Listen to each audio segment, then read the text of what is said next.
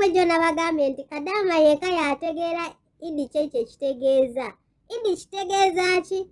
Kwekolako, kwesiiga ina, kwebaka, kulya sweets, era ffe twatandise. Tusigazaayo olunaku lumu olw'enkya naye maama. Tulinga abagamba nti lwankya nti Idi yankya. Amasaaluni gajjude.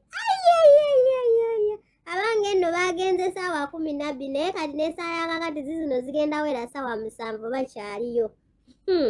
Anti kwebyula, kwekuba zi perfume, kulya zi sweets, na kwambala ngoye empya. Kati nno Kadaama kaalaga amaalo. Nange ndi mukulaga amaalo anti ndizayininga bannange. Ate nze nsembe nakyo. Otherwise bannange mukulikeeyo ba mikwano. Newankubadde tusigazaayo olunaku lumu naye mukulikeeyo. Tebibadde byangu. Abadde Katonda. Bannamwe temukuyita kweraga. Naye era essanyu lya Kadaama kweraga. Olunaku lwa Eid luba lwa kweraga. Lunaku lwa Kadaama kwambala, kulya, na kwebaka, na kuwumula. Tuba tukyali awo nga baba aleese akateeteeyi ka Eid. Anti ennaku zisigaddeyo nga 2 Eid etuuke.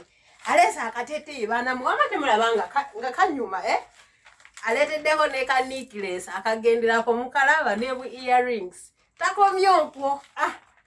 Anti ne ina naye agenderako ku lunaku lwa Eid lwa kwesiiga ina omubiri gwonna era kaaka akaleese naye temumbuuza nti naye lwaki baba. Baba yafuga amaka ba mikwano. Era bw'osanga nga baba yafuga amaka omanya nti buli kirungi kijja. Temugayita maalo ba mikwano nze mbalaze kunsanyukirako. Essanyu lya Kadaama lwe lunaku olwo olwa Eid.